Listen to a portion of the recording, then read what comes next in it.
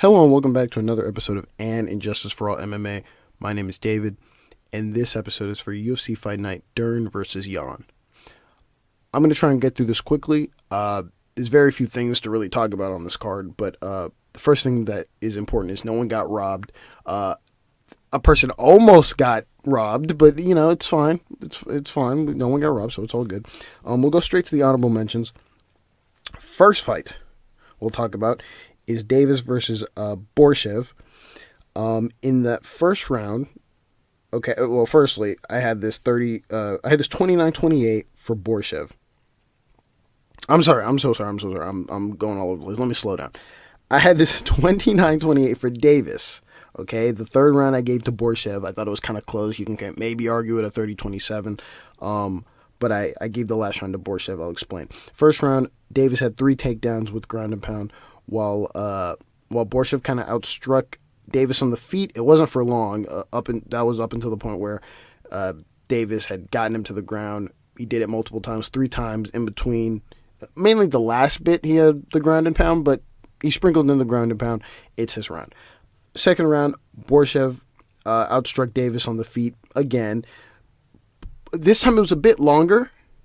It was slightly a bit longer, enough to where we'll get to the judges' scorecards, but one just gave it to Borshchev and didn't really value what Davis did on the feet. But in my view, it wasn't enough. It was a little longer, and maybe if Davis had just gotten 1 takedown, you could argue that round for Borshchev. But in the end, it was a little longer.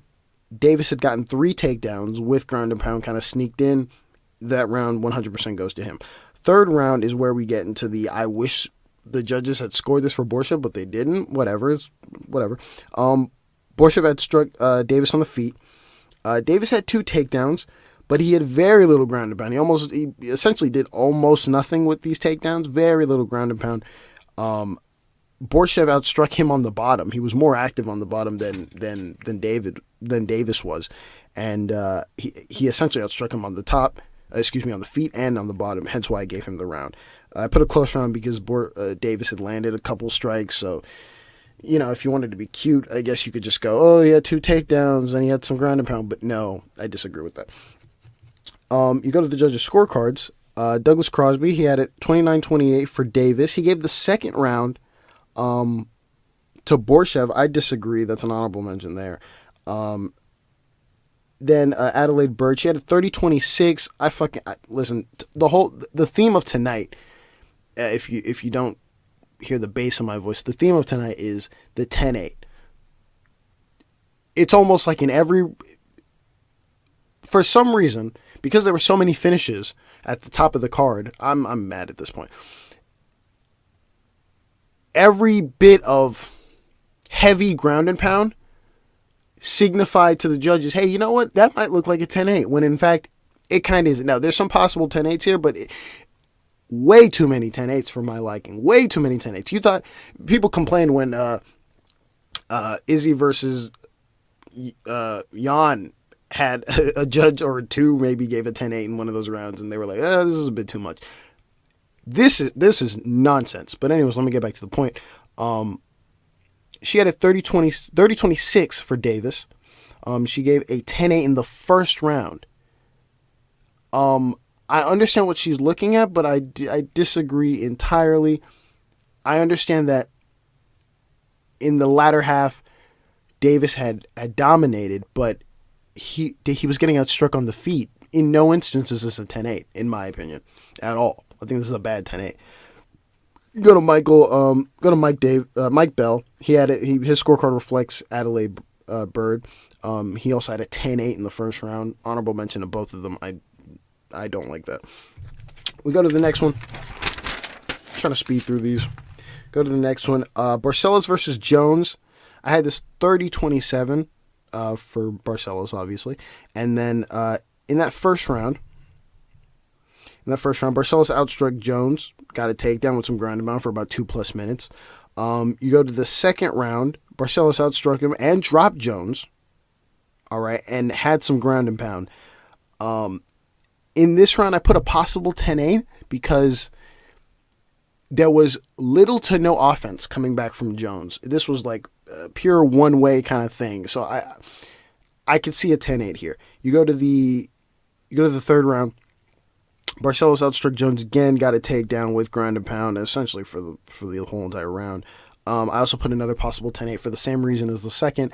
Very little offense coming back from Jones, almost very little. You could argue a 10-8 in these two rounds. Now, the reason why I didn't is because just like in a lot of 10-8 rounds, you kind of have to go crazy, right? And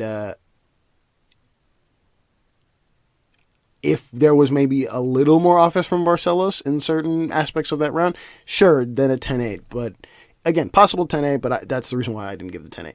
Go to the judges' scorecards, and Junichiro Kamijo had it 30-25 for Barcelos. He gave the last two rounds, a 10-8. There's no honorable mention there for him because technically he's right, but I don't like those. I think it's an inflated scorecard. It's really weird. It's unnecessary. Douglas Crosby had a 30-27 for Barcelos, and Mike Bell had a 30-27 for Barcelos. Go to the next scorecard. Brown versus Trinaldo. I had this 29-28 for Trinaldo. Excuse me, I'm off today. I had this 29-28 for Brown. I put a close marker on the second round. I thought the second round was kind of sneaky close. I know the strike number said 29-20, but that round was kind of sneaky close, and you could maybe argue it for Trinaldo. In that very first round, Trinaldo outstruck Brown barely. It was mostly with leg kicks, but it was barely, mostly with leg kicks. But Brown dropped him, and he had a submission attempt at the end that kind of gave Brown the round. Second round, it was close on the feet, close on strikes, even up until when Trinaldo had him clinched up and was just kind of throwing, just kneeing his leg. I gave the edge to Brown because of the shots that he had on the feet, but you can argue that for Trinaldo, really. You go to round 3. Trinaldo had a takedown with ground and pound for about 2+ minutes, about 3 minutes maybe. That 100% goes to Trinaldo. You go to the judges' scorecards. Chris Lee, his scorecard reflects mine. I gave the first 2 rounds to Brown, last round to Trinaldo. Saul D'Amato, the same thing. And Eric Colon, the same thing as well.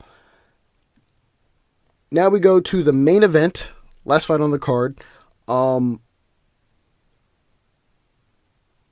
Just before we get started, this fight was in my head, it was obviously what I was thinking, which was Dern versus Rodriguez. That's what I was thinking, right?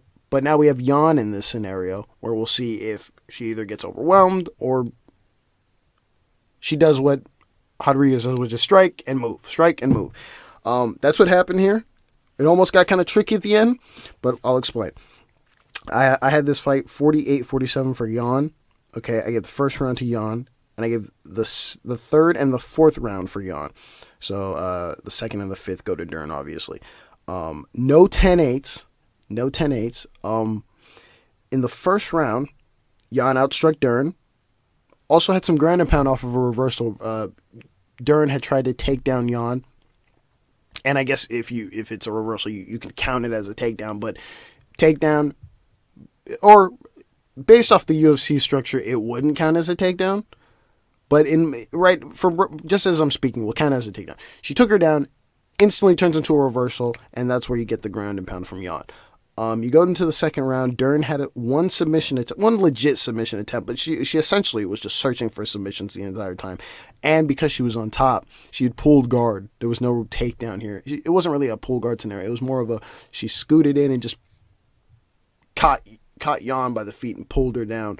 And was essentially searching for submissions the entire time. There was little to no offense. Maybe no offense on the bottom for Yan there. That second round goes to Dern. And then the third round, Yan outstruck Dern on the feet for essentially the whole round. Sticking and moving, she outstruck her. And then at the very tail end, Dern got a takedown. Nothing, doesn't matter. It's irrelevant. And then fourth round, Yan outstruck Dern again. And this time, she got a takedown. She ended up on top and got some ground. The takedown she got was similar to that first round takedown, but I think it's more legit on this sense that she got a takedown with some ground and pound. Dern was active also, but this was 100% Jan's round.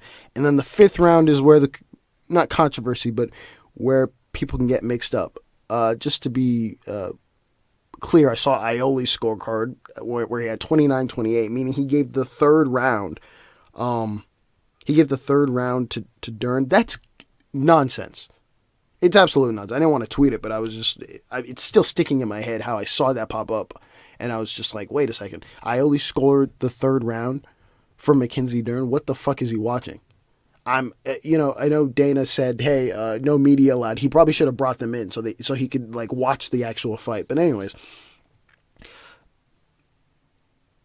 in that final round, okay, Dern was aggressive. She had a takedown essentially almost immediately. They were throwing for a little bit, for maybe about a minute. She went immediately for the takedown, got the takedown, had ground and pound, continuous, to the point where in my head, as I'm scoring this, I'm thinking if this fight ends without what Yan did at the very end, this could be a 10-8 round. I was close to it. But what Yan did was she got out of the submission. It wasn't a legit submission. It was more of she has her hand, gets out of it, turns back over on top, reverses position, and gets a couple shots off well enough to avoid getting 10-8'd. Because it's looking 10-8-ish. It's looking very 10-8-ish, and right at that moment, she had done enough to not get 10-8'd.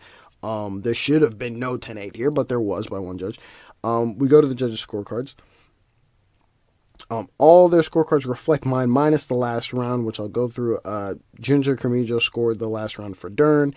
Saul DiMaggio scored the last round for Dern. And then both a 10-9.